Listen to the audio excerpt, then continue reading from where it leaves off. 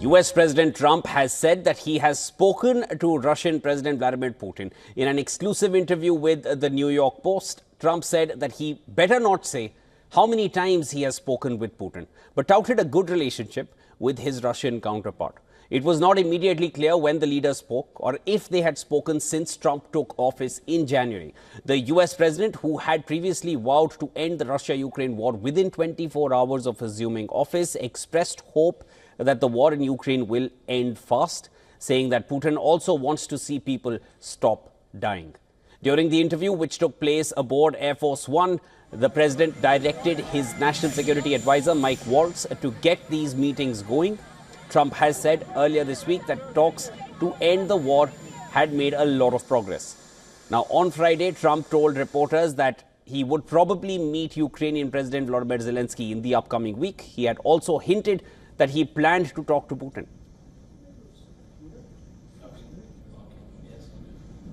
Well, thank you very much. It's an honor to have the president with us.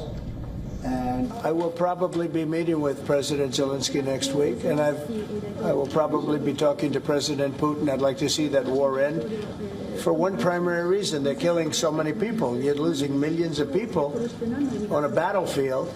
In this case, mostly the battlefield. You have 800,000 or 900,000 Russian soldiers are dead and very badly wounded. And the same thing with Ukraine. You have probably 700,000 with Ukraine. The numbers they gave are a little bit lower than that, but I believe those numbers aren't correct. I'd like to see it end just on a human basis. It's terrible what's going on. They have open fields with no protection. The only thing a bullet can hit is a human body, and the human body dies as soon as it gets hit. Now, I'd like to see that end. Zelensky is expected to lead Ukraine's delegation at the Munich Security Conference, which US Vice President J.D. Vance and US Special Envoy for Ukraine and Russia, Keith Kellogg, are scheduled to attend. Trump will, however, not be attending this conference. Earlier this week, Trump said that he wants to secure access to Ukraine's supply of rare earth minerals in exchange for continued US assistance to the country. Responding to Trump's statement, Zelensky said that he was ready for a deal with the US over its rare earth minerals. And during an interview, Ukrainian president unfurled a map showing several sites of its rare mineral resources, which are currently occupied by Russia in the eastern region of Ukraine. As per Zelensky, less than 20%, including half of Ukraine's mineral resources, are in Russian territory.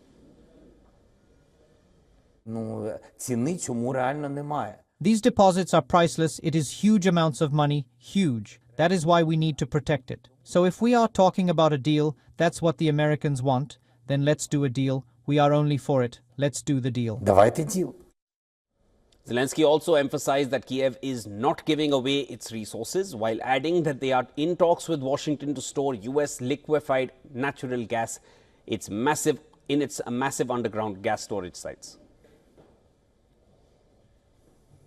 All right, to discuss this further, we're now being joined by Jennifer Ewing from London. Jennifer is a spokesperson for Republicans Overseas UK. Jennifer, thank you so much for joining me here on the broadcast. Pleasure speaking with you as always. Ma'am, Trump has admitted to speaking with Putin, but there is a lot of ambiguity here. When did these talks happen? Have they happened since 20th of January? Did they happen before? And he did not want to comment on the number of times. It's obviously taken longer than the 24 hours to end the war that he had promised during his campaigns. Why do you feel he'd rather not say how many times they've spoken already when they already have and he's admitted to it?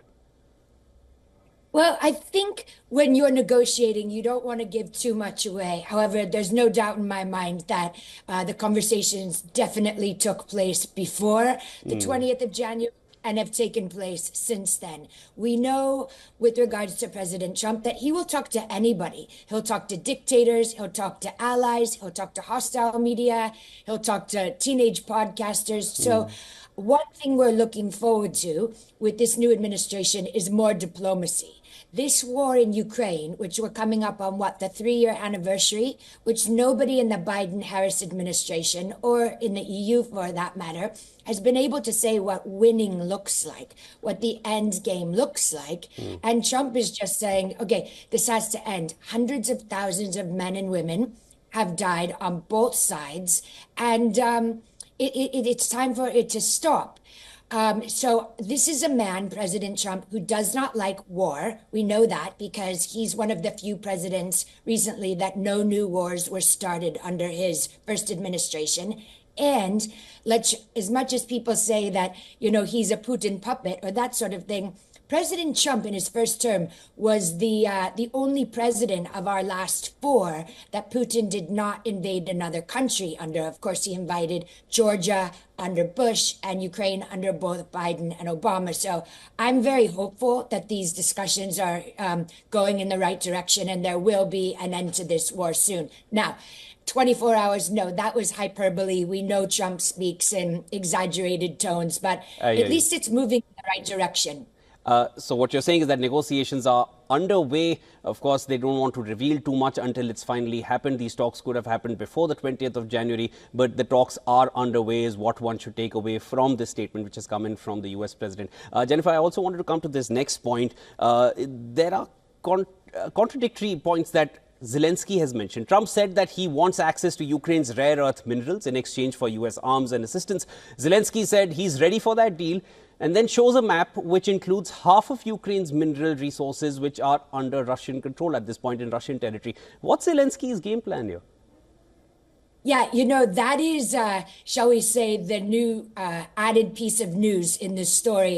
It sort of came out of nowhere. I guess knowing that Trump is, the art of the deal, he's going to want something if he continues to show some support to Ukraine. The fact that all of a sudden Zelensky is just opening up the treasure chest and saying, here, take this, is it does complicate things a bit, especially if where those rare earth minerals are in what's thought of as more Russia territory. So that will be the discussion to watch going forward. And he's emphasized that Kiev is not giving away any of its resources, and then shows a map showing the resources that Ukraine had before the invasion and now it's under Russian territory. It's in a way, it's telling US, okay, go take it. There it is. It does complicate matters, as you pointed out correctly. Jennifer, always a pleasure speaking with you. Thank you so much for joining me here on the broadcast. There'll be more to discuss. We'll have you on the show again. Thanks.